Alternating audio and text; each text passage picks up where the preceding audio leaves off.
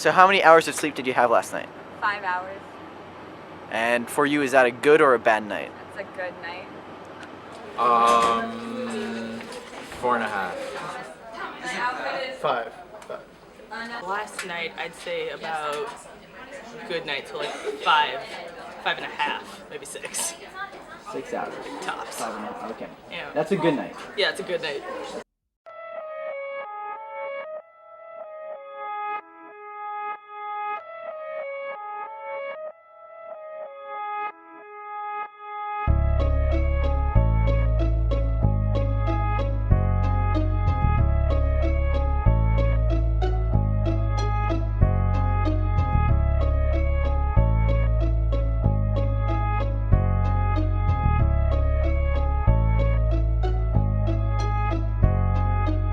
Sleep.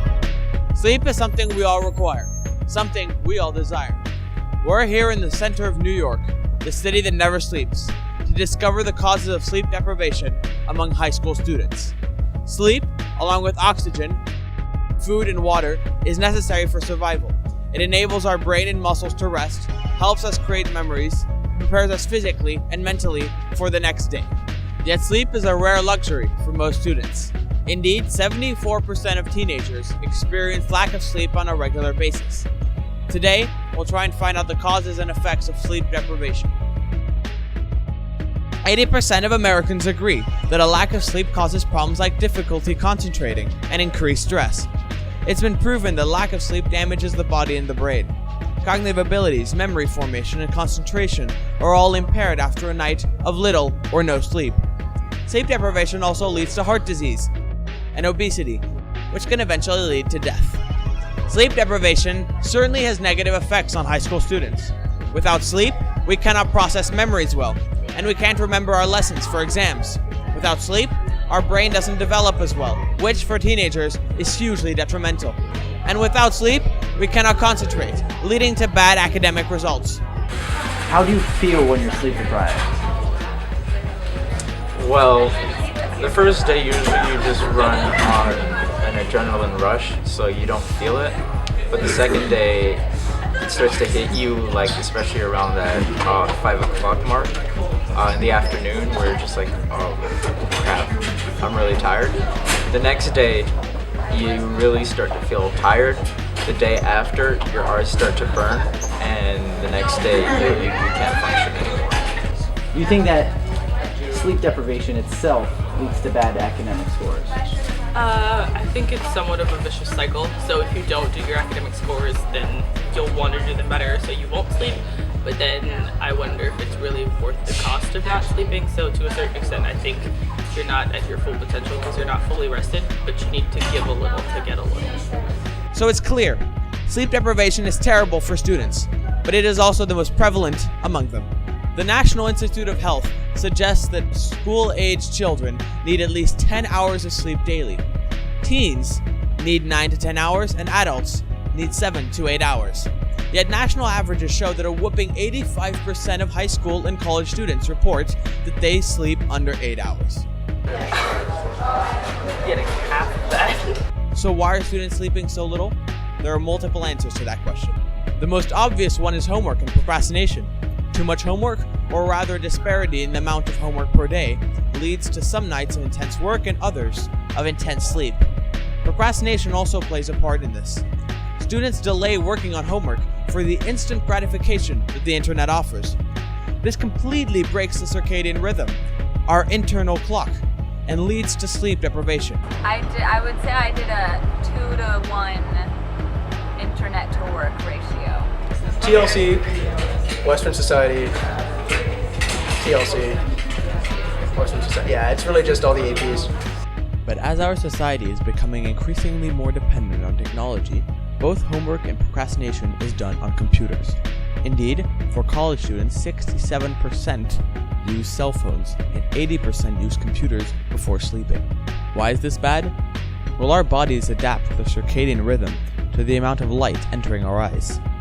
Therefore, when the sun sets, we are naturally more sleepy, and when the sun rises, our body wakes up.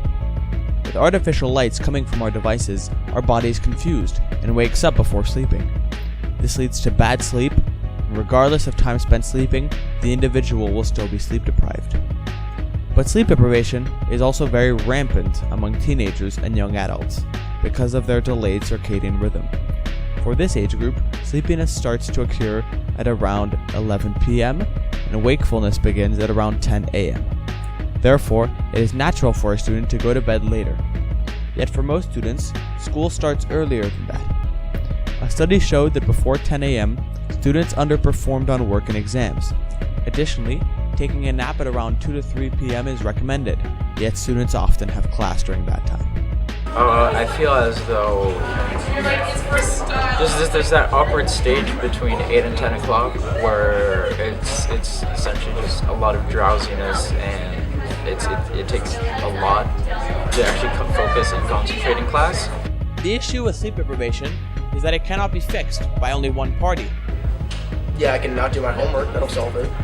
Create other problems, but solve the immediate issue, yeah. First, students need to organize their time better, spreading their work evenly throughout the week and working more during the weekends to be able to go to sleep early during the school days. Second, students need to limit their use of technology before going to bed. Also, they should regulate their sleep cycle to correspond with the circadian rhythm. They should go to bed at the same time each night and rise at the same time each morning. Third, teachers should give homework evenly throughout the year so that students may more easily plan ahead. Finally, schools need to open at a later time, around 9 or 10, so that the teenage sleeping cycle is better respected. Do you start any days later than usual, like at 9 or 10? Yes. Okay, and it seriously helps. Okay, if you start school later, people are still going to go to bed at the same time because either A, their parents are going to force them, or once it gets to like that 12:30 range, you really have to get your stuff done, or else you're going to be screwed. So people end up going to bed at 2:30 or 3, even when they start at 9, but they sleep more when they start at 9. Yeah, absolutely. Just starting at 9 makes a complete difference on Tuesdays. I'm more rested, I get an hour more sleep, or if I want to, I can still wake up at the same time and do my homework in the morning. It's less pressure because I still have that extra time to do homework, and I feel like I perform better. But raising awareness is not enough. That's why we made a petition on change.org that is focused on fixing the issue of sleep deprivation inside our own school, the LFNY. After fixing it here, we would be able to focus on the entire country. Please visit the petition for more information. Students aren't like cities. They require sleep. But around 70 to 80% of students state that they lack adequate sleep. Although the blame for sleep deprivation cannot be completely established, one thing is for sure. Both students and schools need to respect and work around natural sleeping cycles and the circadian rhythm. Sleep deprivation is a serious issue, causing lower academic scores, brain damage, and in some serious cases, death. This issue cannot be disregarded. It needs to be faced head-on.